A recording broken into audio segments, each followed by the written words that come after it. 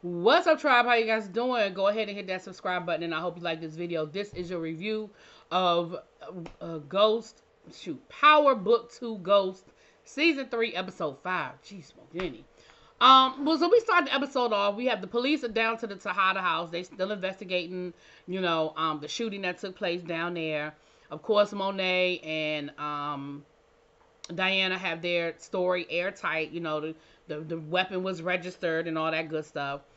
Davis is down there doing what Davis does. And, she was like, he said, everything should be wrapped up, within the next day or so. And she was like, good, because, they got me running around here looking like my house is hot. And he was like, you shot a cop. Your house is hot. He said, and you need to be careful about the moves you make over the next, couple of months, because they're going to be looking at you. Because they really want to pin this on you. So you better move, swiftly. He said, and you need to, get alibis for the rest of your family. So she said, he said, in case they do want to try to push a trial. So then she said, well, I destroyed that file you gave me of the night of Zeke's, murder. And, she was like, I don't even want nobody to know I have it. He was like, yeah, because, it was a stolen file. So all that information is important, right? So then we get to class. I know we have to have our, our obligatory classroom scene. So now we're talking about America being the land of opportunity. And, of course, we're debating about race and who came here first and who got here first and who contributed the most. We get to talking about the prison system. They have Tate there as a guest speaker, of course. And while Tariq is in class, he gets a text from Monet saying, I need to know where International Guap was the night that Zeke was killed. Mind you, that's the dude that she already took care of because they told her that's who took care of Zeke. So Tariq tells Tate after class, oh, streets are talking. Streets saying International Guap is the one that took care of Zeke. And he was like, really? That's what the streets are saying, huh? He was like, yeah, I mean, that's what the streets are saying. So, he turned around and text Blanca with the information, right? Later on, he finds out the information ain't true and he cusses Tariq out, but neither here nor there. Then we see the boardroom scene. We have Tariq with Brayden and old girl and the uncle all in the boardroom trying to, get RJS on board with this Italian company, like some sort of Italian tech company. And they're selling him on the product. They're selling him on, buying it out or whatever. And so they're going to go over to Italy to finalize the deal. So he ends up telling them, look, yeah, I want the kids to come. Like, Uncle, you stay here. I want the college students to come and help me swallow, make this deal. And then he was like, yeah, because Tariq speaks the language. I mean, Tariq does speak Italian, but Tariq is also 20 years old. Like, but it's all cool. We know what it is. So then Tariq was like, well, can I bring my girlfriend? She's an engineering major. She's in robotics. This is a robotic company. Can I take her? And of course, he's like, yeah, you want to bring a +1? Go for it, right? So I said, okay, here we go. After class, Tariq meets up with Monet. Monet is asking him about International Guap, and Tariq was like, yo, Guap was out of the country the night that Tariq was killed. Like, I don't know why you asking about him, but he wasn't around. She was like, are you sure? He was like, yeah, I'm positive. He wasn't in the country. So of course now Monet is even more suspicious of Renzo and what happened that night, and she side-eyeing Kane too, because she rolls up on Kane and she starts asking Kane questions, and Kane was like, what you mean? Like, she was like, who told you that Guap did it? International Guap did it. He was like, Dad did. And she was like, so we listening to Dad? He was like, since when don't we listen to Dad? Like, he's Dad. Like, why wouldn't we listen? Why wouldn't I listen to him? She was like, all right, okay. And he ends up going back to Renzo, and Lorenzo is like, you know how your mama is. She play things close to the vest, and he know he in trouble. Like, at that point, Lorenzo knows he in trouble. Now, I don't know how much trouble he in, or whether he feel like Monet has already figured it all out, but he's definitely in trouble. So we get down to the hangar, and everybody's getting ready to get on the private jet and head out to Italy. Brayden is looking for a party, and old girl is like, is it Kiki? Is that her name Kiki? I feel like I'm making that up, but let's call her Kiki. She was like, we're not going out there for a party. We're going to work. And Braden was like, listen, we're going to do both, okay? Because if wherever I go, it's going to be a party. He ends up dropping his phone, which, of course, y'all know like I know. Ain't nobody dropping their phone and don't hear it or see it. I don't care if your earbuds are in or not. You see it out the peripheral. You hear it. You feel it falling off your body. She picks it up and sees that he's getting all of these transactions from the cash coins, right? Which, of course, two things is true. One, she's probably trying to figure out why is he doing business with a company that is damn near bankrupt that we rejected? And two, where's all this money coming from? Now, we never see this phone the rest of the episode. We never see a conversation about this phone. So I have no idea what we're doing here. But, all right then. So then,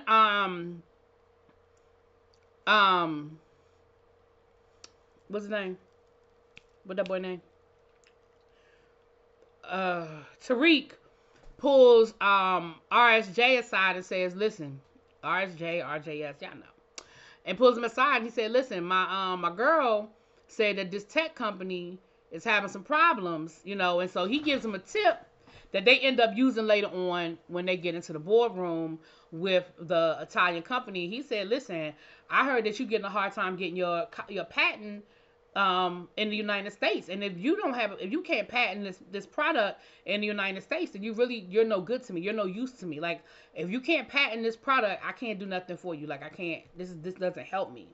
And, of course, now mind you, we see Tariq speak one sentence of Italian the whole time we're there, but that's why you bought him, right? And Effie just happens to know this inside information, and of course they end up making a great deal and acquiring the company rather than becoming a partnership. Basically, he walked away as the owner of this company, right? Now, while all of this is going on, the Blanca, Jenny, and Sachs are drowning their sorrows about the police officer that died, saying, we should have listened, we should have listened, we should have listened.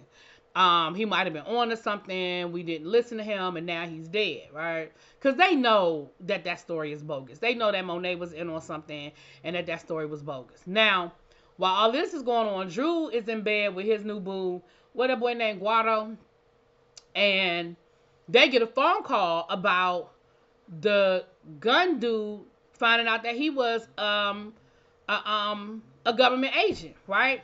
Now this, oh God, Power, y'all really be making me say stuff that's just stupid.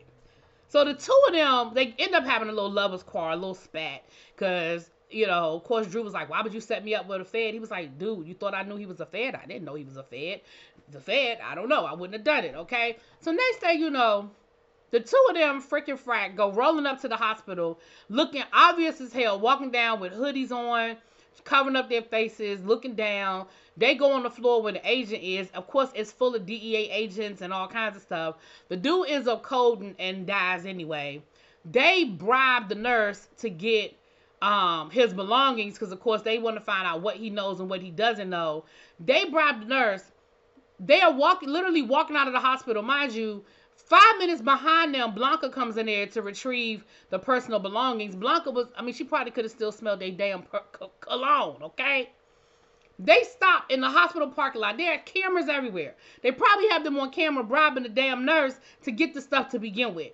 They are standing in the middle of the hospital parking lot, going through the phone. Then they decide they're going to break up the SIM card and break up the phone and literally dispose of it right there in the middle of the hospital parking lot. How can y'all be so smart and so dumb at the same damn time? Anyway. So Monet goes down to visit, what's her name?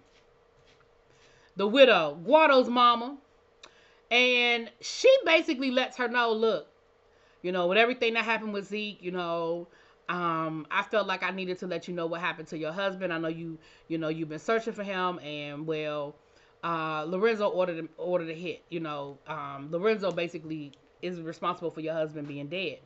And she was like, well, why would you come and tell me this? She was like, because I just can't live with the guilt. Like, you know, after what happened to Zeke, I can't imagine being a mother and not knowing, you know, what happened to him. And so, you know, it's just weighing on my conscience. Now, old girl ain't buying it. She's not buying it. She know Monet for her works. She don't believe that. She probably believe what Monet is telling her, but she don't believe why Monet is telling her. And so Monet was like, look, I understand street code. I understand what you have to do. You know, it is what it is. And she was like, so you cool with me taking care of Lorenzo? She was like, that's just the price. You know, that's the game, right? And she said, yeah, I can't put that on my sons. Yeah, I can't do it to my sons. Like, I appreciate you telling me. Thank you so much. But yeah, I can't do that to my sons. And she was like, well, I mean, if you feel like you can live with that. And that's when I felt like, okay, Monet, you pushing too hard now. Because now you're talking about something. Well, if you think you can live with it. Well, she clearly thinks she can live with it because she just told you. Like, you should have left it alone. But it don't matter because Monet went to plan B. And what was plan B? Plan B was telling Gordo.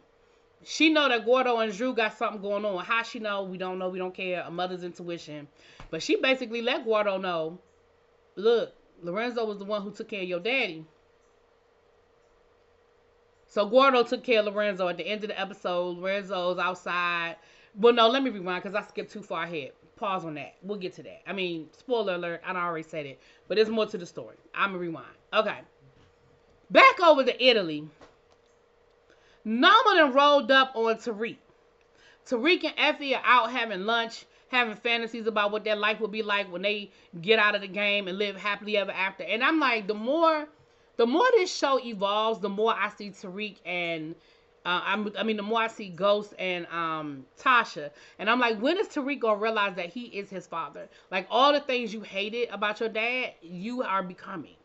And I don't know at what point he's gonna make that parallel, but neither here nor there. Noma says, listen, this is all cute and everything, but I need y'all to take care of something for me. There's this arms dealer. He's my biggest competitor and my baby daddy, you know. He has a party every, I don't know, Wednesday night. You guys can get invited. I can't get within, 20 feet of the place because, of course he know me and he know me for my works. But I need you guys to get in there because Mecca had planted a listening device and I need the information that's off of that bug. So I need y'all to get in there and I need y'all to get it. So of course Tariq is like, what the hell? Like, how am I supposed to do all of that? Well, of course he convinces RJ or RSJ to get them access to the party. He plays it up like it'll be a great business opportunity and this and this. And of course RJS never questions how this 20-year-old child knows about this big international arms dealer having a party every Wednesday and getting access to it. But they all are there. And of course, Braden and Effie are searching the house looking for the information while Tariq is talking to RSJ and, playing the part, playing the position. Braden gets caught. He gets caught. He gets swept up by a bunch of goons and they are whooping his ass, trying to find out who sent him, what was he doing in the house, right? Now, to Braden's credit, he ain't snitch, he ain't break, because they was whooping his ass.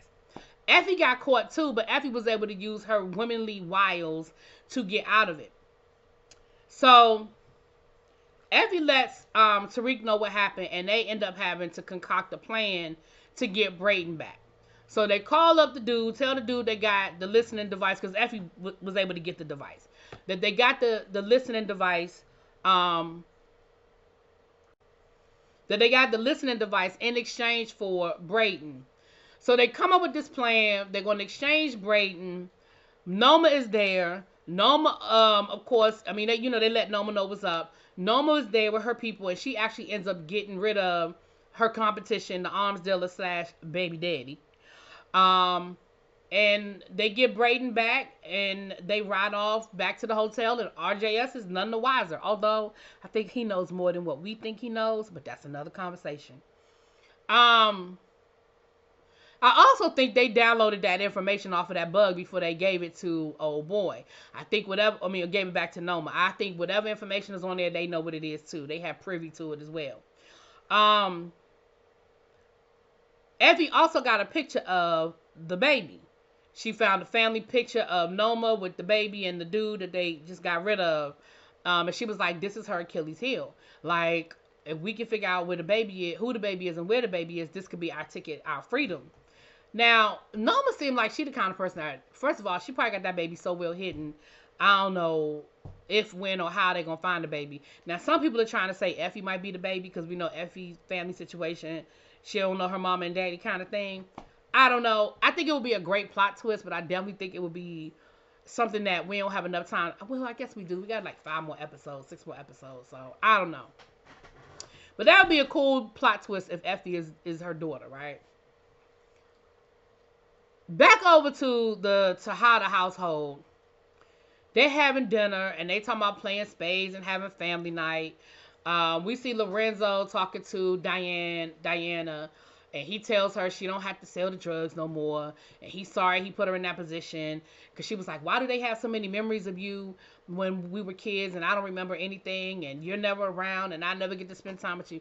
You know, they just had a whole daddy-daughter thing. So he was like, he gonna come back later on and they were supposed to be playing cards or whatever. But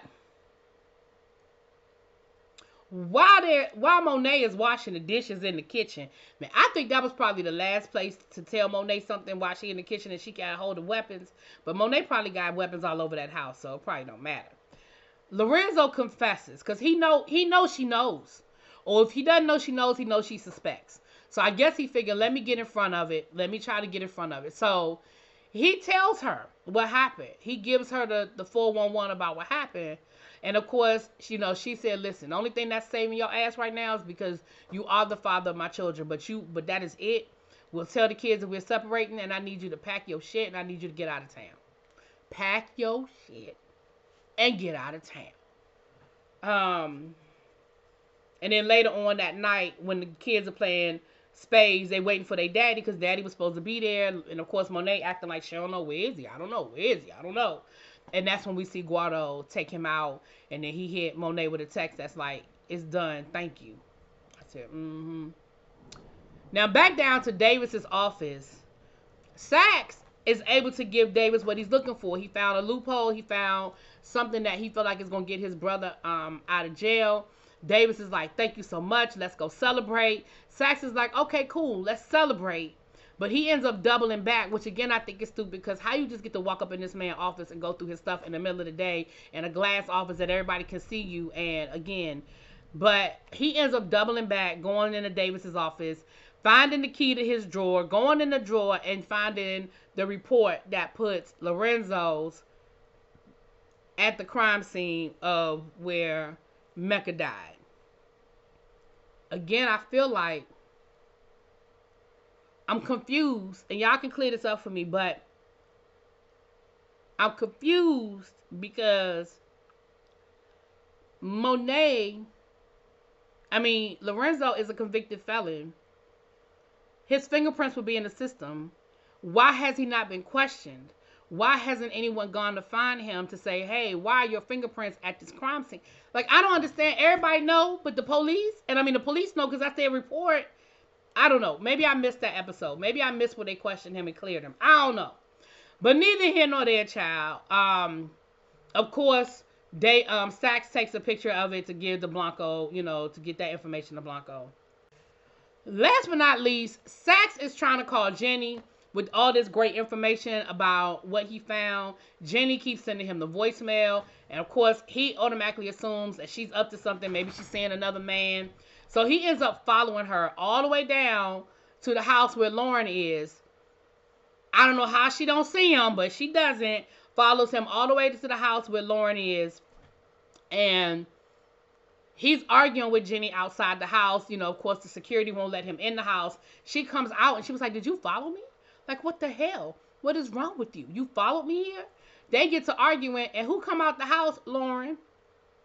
So, of course, now, Saxe is like, what the fuck? She's been alive this whole time? Are you crazy? What? And he starts telling Lauren, look, she's lying to you. Whatever she's telling you, she's lying to you.